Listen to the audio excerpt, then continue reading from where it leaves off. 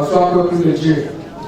Bonsoir, papa. Bonsoir. Je m'appelle Moïse Aristide Yves Deschamps. Je viens du Sud Cameroun. Tu viens du Sud Cameroun? Oui, papa, je suis du Sud. Ok. La vallée j'étais précisément. Oui.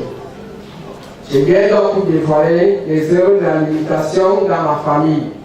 Dans mon village, il avait été dit que les jeunes n'allaient pas prospérer.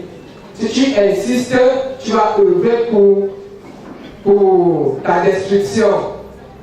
Et dans ma famille, donc, mon grand-père... La loi de la limitation. Lorsqu'ils ont déclaré sur toi qu'ils ne vont pas prospérer, si tu oses te lever pour chercher la prospérité, tu seras détruit. Vous voyez? Oui, continue. Je commence à avoir dit merci au Dieu du docteur Tchaïsoma parce que il a fait en sorte que lorsque je prenais dans mon chemin, je me suis retrouvé ici. Comme tous les autres, lorsqu'ils se décident de prendre leur chemin, celui-là se retrouve égaré, en train de faire d'autres choses. Bon, dans ma famille paternelle, comme dans ma famille maternelle, les jeunes ne se marient pas. Et si tu te maries, tu seras plutôt esclave.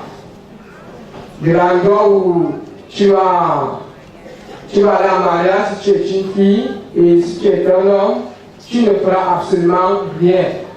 Et mon père étant le premier-né de ma famille, de la famille de ma grand-mère, son grand-père étant sorcier, avant de mourir, il a donc voulu une personne à qui il pouvait laisser l'héritage de sorcellerie. Mon père n'était donc pas, n'avait donc pas ses yeux, bref, n'était pas sorcier.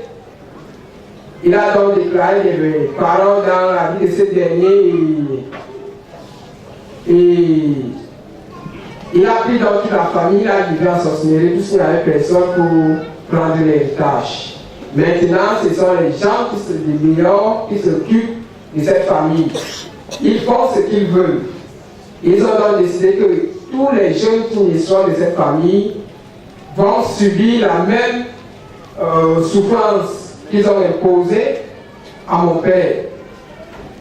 Ils ont tous limité les jeunes au niveau des études. De même, dans la famille de ma mère, il a été dit que les jeunes s'arrêtaient au cours en classe de au cours secondaire 2, pardon. Au cours secondaire 2 et dans la famille de mon père, c'était en 3e. Puisque mon père lui a toujours persisté en partant chez les marabouts, chez les charlatans et planter plein de choses dans la concession. Cependant, donc, étant donné en classe du cours secondaire 2, ils m'ont imposé une maladie de vision. Je ne vois plus rien. Donc, c'est là où mes études allaient d'abord s'arrêter. Et j'ai continué parce que plutôt dans le village de mon père, c'était au contraire. Donc, il fallait que j'arrive en classe de 3e pour qu'on m'extermine. Arrivé dans la classe de 3e, j'ai eu mon BPC. Mon père nous a pris, bon, je suis avec mon cousin, il nous a jeté dans une localité là où il n'y avait pas de lumière, sachant que je ne voyais absolument rien. Arrivé là-bas, ils ont commencé à jubiler parce qu'ils ont su que je n'allais plus continuer. En effet, c'est ce qui allait m'arriver. J'arrive là-bas, au lieu de fréquenter, j'ai des problèmes avec les professeurs, les mêmes problèmes que mon père avait. Il bagarrait les professeurs, et c'est ce que moi aussi j'ai fait. On m'a renvoyé, je ne suis pas rentré au village, jusqu'à la frontière, j'étais juste à 0 pas de là où j'étais, je suis plutôt parti être le grand pousseur. J'ai commencé à pousser, et jusque-là, le Seigneur m'a toujours amené à l'école, on m'a réintégré, j'ai continué. Jusque-là, je n'étais pas, disons, faible à l'école, mais ils ont su que je vais vraiment persister. Ils m'ont jeté les maladies au corps, donc je suis rempli de tas de maladies que mon père également en a.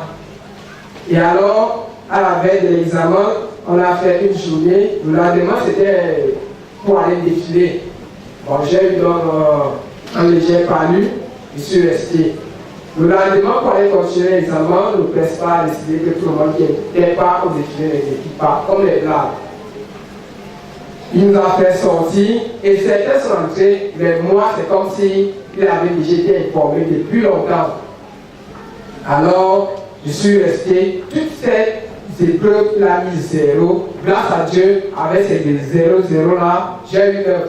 Et cela a fait à ce que j'ai le plus aller en classe de seconde, première que je suis.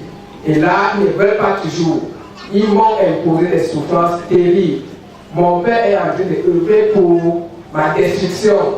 Il n'a pas continué à payer les études, faute de quoi je lui ai juste dit, parce que bon, moi je voyais déjà ce qui se passait. Ils l'ont aveuglé spirituellement. Là-bas, chez nous, on fait semblant d'adorer Dieu. Ce sont des marabouts qui sont des dieux tout puissants là-bas. Et on a aussi adopté un système de politique de sorcellerie. Et là, c'est dans la famille. Cela va faire en sorte que tous les enfants qui naîtront là, donc tous ces enfants vont chercher à se détruire eux-mêmes. Ils ne vont absolument rien faire. Cela a donc fait en sorte que mon père, il a même dit cela, il s'est énervé jusqu'à quand je suis venu ici le 31 décembre 2011.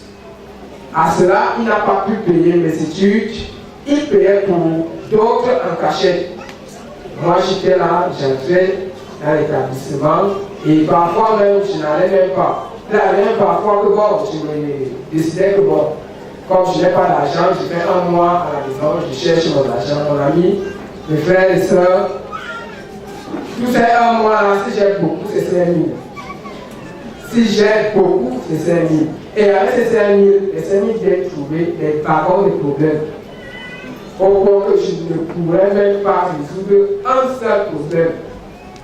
Et moi-même, ils m'ont imposé un système de gaspillage. Quand j'ai l'argent, si je pars par exemple marcher avec un objectif, je vais dépenser sur ce que je n'ai même pas prévu. Si je trouve quelque chose, je vais seulement acheter. Donc je trouve peut-être qu'on est en train de vendre la nourriture. Je vais manger jusqu'à ce que je vais vraiment fatiguer. En quittant de là, je ne serai même pas associé.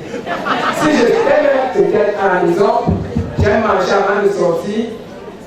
Quand j'arrive et ayant l'argent sur moi, c'est 20 000. La nourriture disparaît dans le ventre.